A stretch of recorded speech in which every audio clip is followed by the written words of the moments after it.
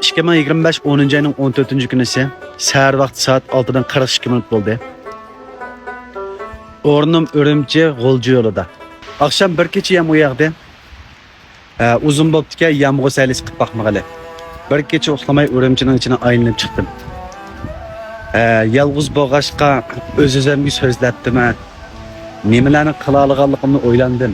Yana nimalarni qilolmaganligimni, yana nimalarni qilg'im bor ekanligini o'ylandim. 2026 yılı 10. ayının 14. günü ise bir akşam uxlamay yana bir yıllık neticemni o'ylanib boqaman.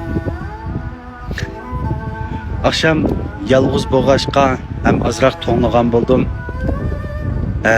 Ham azroq qiliqi zerikkan bo'ldimchu.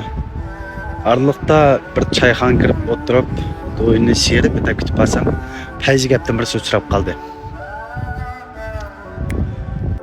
İnsanlar yaşaydı, yo'qqa intilib. Tugmini izlaydi, tugiga minib.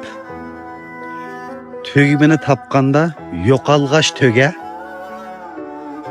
Oxir qaytidi piyoda minib. Bu ishpin orqali nurg'ilgan shu aloqalarimdan, atrofimdagi do'st birodarlarimdan, urug' tuqqanlarimdan kechirim so'rayman. Agarda ko'nglimga kelgandek bir ishni qilib solgan bo'lsam, meni xafa bo'lmanglar. Nurg'un gaplarni eg'izitiklik qilib ko'nglimga azob bergan bo'lsam, hargiz xato o'ylayolmanglar. Menga uyushmanligi va u bu degandek nazarda men qarab olsanglar bo'lmaydi. Agar men qattiq quruq gap qilib ko'nglimlarni og'ritib qolgan bo'lsam, u hargiz mening yurak so'zlarim emas. Jimi koinotning ichida men eng yoqtiradigan hurmatim bor.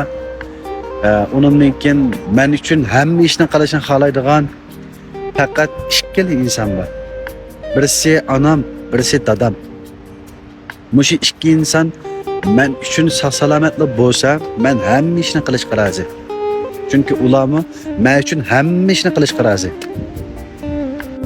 Urug' tuqqanlar o'zaro hurmatlashimiz, qadrlashimiz, dardimizga darmon bo'lamiz, ammo lekin baxtimizga, kulkimizga ko'z tikmaymiz.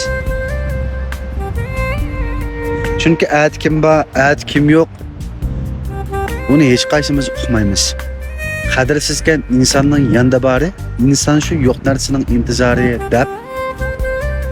Mesela birisi-birimizin ko'ngliga azob berib qolgan bo'lsak, hargiz ayetiga qo'ymaymiz.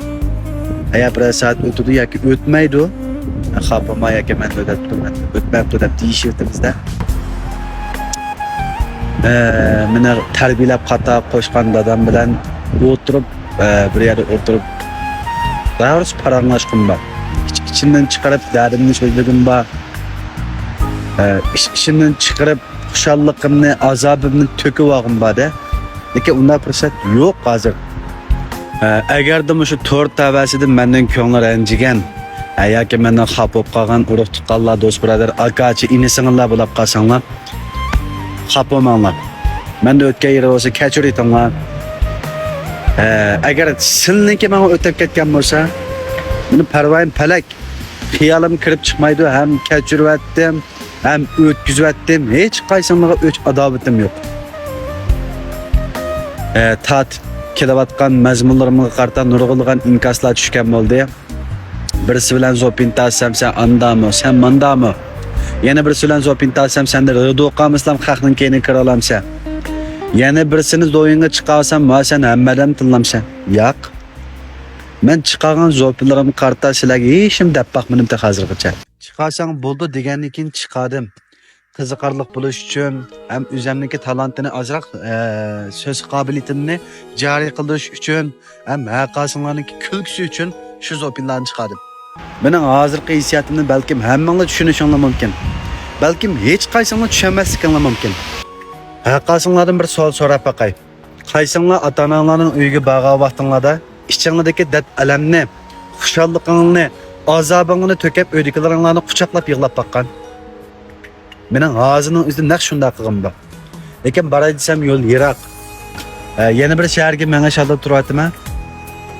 2026 yilisi sog'-salomat bo'lsam, ota-onam sog'-salomat bo'lsa, yine singlerim, urug' tuqqanlarim hammasi sog'-salomat bo'lsa, 2026 yilisi 10. ayning 14. kunisi